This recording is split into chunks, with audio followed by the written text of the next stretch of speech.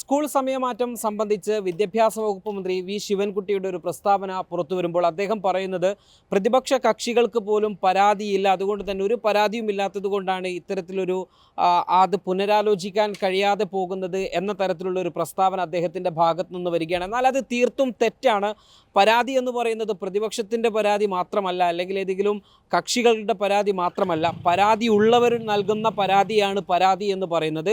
വളരെ കൃത്യമായി ഇക്കഴിഞ്ഞ ജൂൺ 11-ാം തീയതി തിരുവനന്തപുരത്തെ മാസ്കറ്റ് ഹോട്ടലിൽ സമസ്തയുടെ ഒരു പരിപാടി വെച്ച് സമസ്തയുടെ അധ്യക്ഷൻ സെയ്ദ് മുഹമ്മദ് ജിഫ്രി മുത്തുക്കോയ തങ്ങൾ തന്നെ മുഖ്യമന്ത്രിയുടെ കയ്യിൽ രേഖാമൂലം നൽകിയ ഒരു പരാതിയെക്കുറിച്ചാണ് വിദ്യാഭ്യാസ വകുപ്പ് മന്ത്രി നിരുത്തരവാദപരമായി ഒരു പരാതിയും നൽകിയിട്ടില്ല. ഇനി പ്രതിപക്ഷം പരാതി നൽകിയെങ്കിൽ മാത്രമേ ഈ ഒരു വിഷയത്തിന് പരിഹാരമുണ്ടാകുമോ എന്നത് സംബന്ധിച്ച് അദ്ദേഹം തന്നെയാണ് അതിൻ്റെ നയം വ്യക്തമാക്കേണ്ടത്. ഏതായിരുന്നാലും സ്കൂൾ സമയമാറ്റം സംബന്ധിച്ച് ഈ വിഷയവുമായി ബന്ധപ്പെട്ട് SKSF-ന് എന്താണ് പറയാനുള്ളത് എന്നത് സംബന്ധിച്ച് എൻ്റെ കൂടെ SKSF-ൻ്റെ സംസ്ഥാന ജനറൽ സെക്രട്ടറി OP അഷ്റഫ് ചേരുകയാണ്. വിദ്യാഭ്യാസ വകുപ്പ് മന്ത്രിയുടെ ഒരു പ്രസ്താവന അതെനിക്ക് പ്രത്യക്ഷത്തിൽ എനിക്ക് തോന്നുന്നത് ഒരു രാഷ്ട്രീയ കക്ഷികളോ അല്ലെങ്കിൽ ഏതെങ്കിലും കക്ഷികളോ പരാതി കൊടുത്തെങ്കിൽ മാത്രമേ, എന്ന് വെച്ചാൽ പ്രതിപക്ഷ കക്ഷികളെന്നാണ്, പ്രതിപക്ഷത്തിന് പോലും പരാതിയില്ല എന്നാണ് അദ്ദേഹം പറഞ്ഞത്. അത് മാത്രമാണോ സംസ്ഥാനത്ത് ഒരു പരാതി? എന്നിട്ട് നമുക്ക് SKSF-ലെ സ്റ്റേറ്റ്മെൻറ്റിലേക്ക് പോകാമെന്ന് വിചാരിക്കുന്നു. അത് മാത്രമാണോ ഒരു പരാതിയായിട്ട് നമ്മൾ വിലയിരുത്തേണ്ടത്?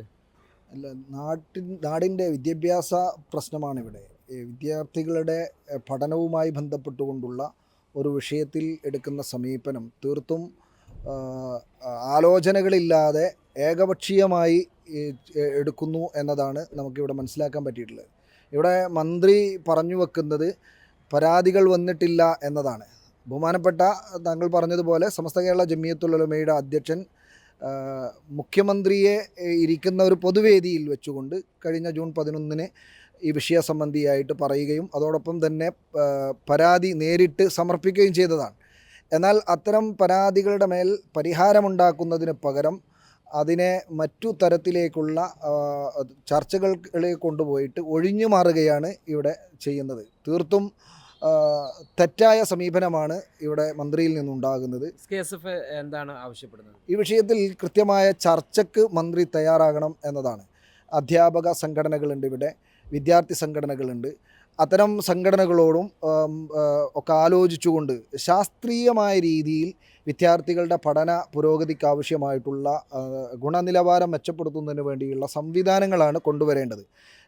കേവലം ഒരു അരമണിക്കൂർ സമയം ദീർഘിപ്പിച്ചതുകൊണ്ട് വിദ്യാർത്ഥികൾക്ക് അവരുടെ പഠന നിലവാരത്തിൽ എന്തെങ്കിലും മാറ്റമുണ്ടാകുമെന്ന് പ്രതീക്ഷിക്കാൻ നമുക്ക് പറ്റുന്നില്ല. മാത്രമല്ല, നിലവിലുള്ള സാഹചര്യത്തിൽ നിന്ന് സമയം കുറച്ചുകൊണ്ടു തന്നെ സിലബസ് ഉൾപ്പെടെയുള്ള സംവിധാനങ്ങൾ, പാഠ്യപദ്ധതി ഉൾപ്പെടെയുള്ള സംവിധാനങ്ങൾ പുനഃക്രമീകരിച്ചുകൊണ്ട് നമ്മുടെ കുട്ടികൾക്ക് കൂടുതൽ വിഷയങ്ങളിലേക്ക് കടന്നു ചെല്ലാൻ ആവശ്യമായിട്ടുള്ള, അവർക്ക് പഠിക്കാൻ ആവശ്യമായിട്ടുള്ള സൗകര്യങ്ങൾ ചെയ്തു കൊടുക്കുകയാണ്. നിലവിൽ വിദ്യാഭ്യാസ രംഗത്ത് ആവശ്യമായിട്ടുള്ള സൗകര്യങ്ങൾ പോലും നമ്മുടെ കേരളത്തിൽ ഇല്ല എന്നതാണ്. +2 പഠിക്കുന്ന, +1 പ്രവേശനത്തിന് വേണ്ടി കാത്തു നിൽക്കുന്ന കുട്ടികൾക്ക് മലബാറിൽ പോലും അസൗകര്യങ്ങളുണ്ട് എന്നത് കാലങ്ങളായിട്ട് നമ്മൾ പറഞ്ഞു വരുന്ന ഒരു കാര്യമാണ്.